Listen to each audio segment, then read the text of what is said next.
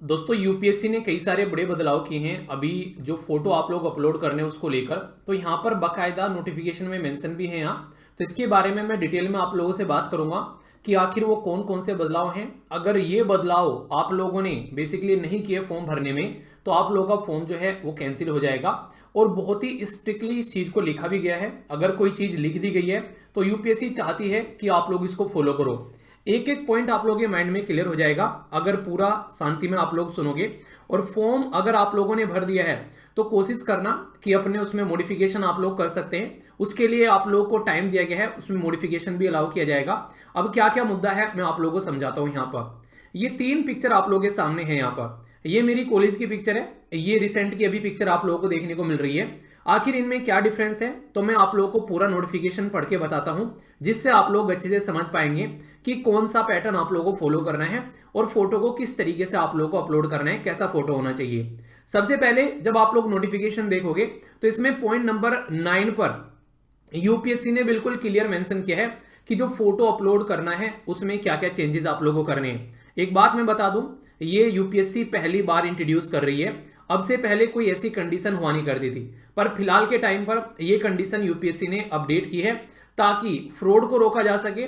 Photo किसी का paper कोई और देने चला गया, कोई भी ऐसा फ्रॉड देखने को नहीं मिले तो उसको रोका जा सके, क्योंकि बहुत सारे फ्रॉड रिसेंटली अभी देखने को मिलते हैं पेपर के अंदर में।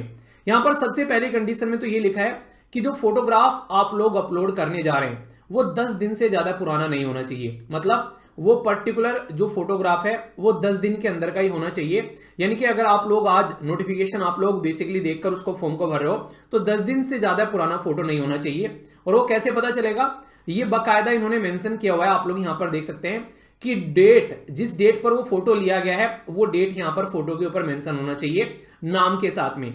यानी कि कैंडिडेट का नाम और यहां पर जिस डेट में वो फोटो लिया गया वो दोनों क्लियरली मेंशन होना चाहिए। ये बात भी लिखी गई है। मतलब अगर आप लोग ये फोटो अपडेट कर रहे हो तो ये कैंसिल हो जाएगी। आप लोगों की प्रॉपर फोटो होना चाहिए और जिस डेट में आप लोगों ने ये फोटो लिया है वो डेट भी यहां पर मेंशन होनी चाहिए। ऊपर नाम नीचे डेट आप लोग यहां पर लिख सकते हैं। तो ये करेक्ट फॉर्मेट होगा आप लोगों को यहां पर फॉर्म को भरने का। अगर ये भर दिया है तो इसका मतलब गलती कर दी है। फॉर्म को आप लोग फिर से भर सकते हैं या फिर उसमें मॉडिफिकेशन कर सकते हैं जब मॉडिफिकेशन अलाउ किया जाएगा।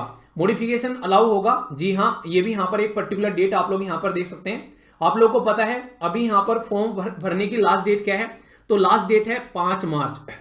तो 6 मार्च से लेके 12 मार्च तक का 7 दिन के लिए आप लोगों के लिए सेम जो बेसिकली जो फॉर्म है वो आप लोगों के लिए ओपन किया जाएगा।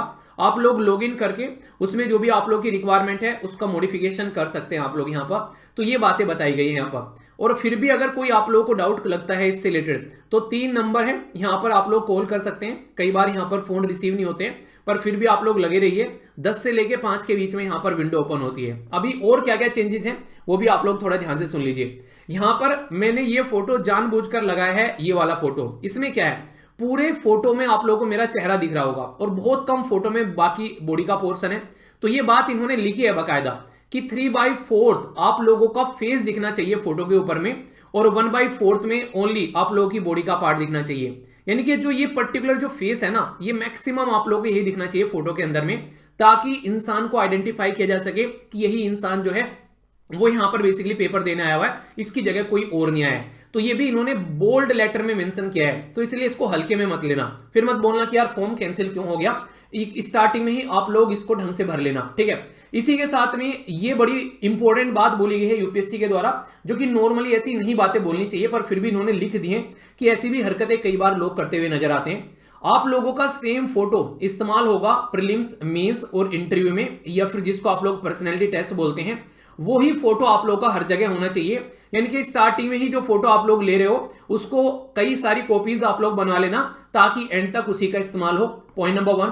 पॉइंट नंबर 2, अभी एक बच्चे ने मेरे से पूछा भी था जब मैंने नोटिफिकेशन की वीडियो बनाई कि सर मेरे पास में जो फोटो है उसमें दाढ़ी नहीं है पर फिलहाल मेरी दाढ़ी काफी बड़ी हुई है। ये इन्होंने लिख दिया है बाकायदा कि अगर आप लोगों की फोटो के अंदर में बियर्ड है तो वहां पे भी बियर्ड होंगी तो सही है। चश्मे लगा रखा है तो वहां पर भी चश्मा होना चाहिए जब पेपर देने जाओ। मूछें आप लोगों ने बढ़ा रखी है और उसमें फोटो खिंचवा लिया तो आप लोगों की वहां पर भी मूछें होनी चाहिए। यानी कि जैसी कंडीशन आप लोगों की फोटो में दिखेगी वैसे ही कंडीशन में आप लोग एग्जामिनेशन हॉल में पेपर देने जाओगे, चाहे वो प्रीलिम्स हो, चाहे वो मेंस हो और चाहे वो इंटरव्यू हो। अगर इसमें कोई भी गड़बड़ पाई गई तो यहां पर आप लोगों को इसका खामियाजा भुगतना पड़ सकता है। जब सामने वाले ने बकायदा इंस्ट्रक्शन दे दी है तो इसको फॉलो करने में ही बेहतरी है। अगर फिर भी लगता है कि कोई गड़बड़ कर दी है तो मैंने आप लोगों को बताया यहां पर कांटेक्ट कर सकते हैं। ये बेसिकली आप लोगों के लिए ड्यूरेशन रहेगा, यहां पर आप लोग चेंज कर सकते हैं और यहां पर आप लोग इसको लेकर कांटेक्ट कर सकते हैं। एक और इंपॉर्टेंट बात, फोटो पुरानी नहीं होनी चाहिए, भूल कर भी फोटो पुरानी मत लगाना। पता चला स्कूल की या फिर कोई पुरानी फोटो लगा दी जिसमें आप लोगों का चेहरा पहचान में नहीं आ रहा है, तो ये बिल्कुल मत करना। ऐसा मत करना कि 50% में आप लोगों का चेहरा है, 50% में शरीर है। चेहरा ज्यादा दिखना चाहिए उस पर्टिकुलर फोटो के अंदर में, तो ये बकायदा फोटोग्राफर को आप लोग इंस्ट्रक्शन दे देना। पहले नाम और नीचे डेट लिखना, ये बिल्कुल क्लियर गाइडलाइन यूपीएससी के द्वारा जारी की गई है नोटिफिकेशन के अंदर में। पॉइंट नंबर 9 पर आप लोग को ये सारी बातें मिल जाएंगी। फिर भी कोई डाउट हो तो बताना, नेक्स्ट वीडियो बनाई जाएगी। बाकी अगर आप लोग प्रीलिम्स का क्रैश कोर्स अगर आप लोग ज्वाइन करना चाहते हैं तो जीएस सीसेट टेस्ट सीरीज, इसके साथ में आप लोगों को आंसर राइटिंग ग्रुप भी फ्री है। फ्री मेंटोरशिप आप लोगों को ग्रुप मिलेगा जिसमें ऑलरेडी सिलेक्टेड कैंडिडेट आप लोग को गाइड करते हुए यहां पर नजर आएंगे। इसी के साथ में आप लोगों को यहां पर सिस्टमेटिक वे में सारी टेस्ट सीरीज मिलेगी जो कि बकायदा प्रीलिम्स ओरिएंटेड होंगी। उसमें सीसेट और जीएस की भी टेस्ट सीरीज आप लोगों को यहां पर देखने को मिलेगी।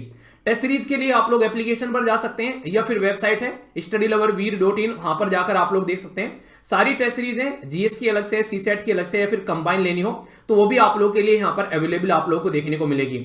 आंसर राइटिंग ग्रुप इसके साथ में आप लोग का फ्री हो जाएगा। जो नॉर्मल आंसर राइटिंग ग्रुप आप लोग का देखने को मिलता है उसकी नॉर्मल आप लोग को यहां पर गाइडेंस वाला जो ग्रुप है वो भी आप लोग का फ्री हो जाएगा। इसके अलावा अगर आप लोग किसी दूसरी और पेपर की तैयारी कर रहे हैं तो वो भी आप लोग यहां पर ऑप्शनल पेपर भी आप लोग के लिए अवेलेबल है जो कि आप लोग ज्वाइन कर सकते हैं। सी सेट में अगर दिक्कत होती है तो बड़ा ही बेहतरीन सी सेट का एक प्रॉपर कोर्स है जो कि आप लोग ज्वाइन कर सकते हैं। इससे क्या होगा, आप लोग सिस्टमेटिक वे में अपनी प्रिपरेशन कर लेंगे। ठीक है, बाकी आप में से किस किस ने फॉर्म भर दिया है वो यस लिखिए, जिसने नहीं भरा है वो नो लिखिए, और जिसने नहीं भरा है वो इसको ढंग से सिस्टमेटिक वे में फॉलो करके चलिएगा। ठीक है, तो आज की वीडियो में यहीं पर समाप्त करता हूं।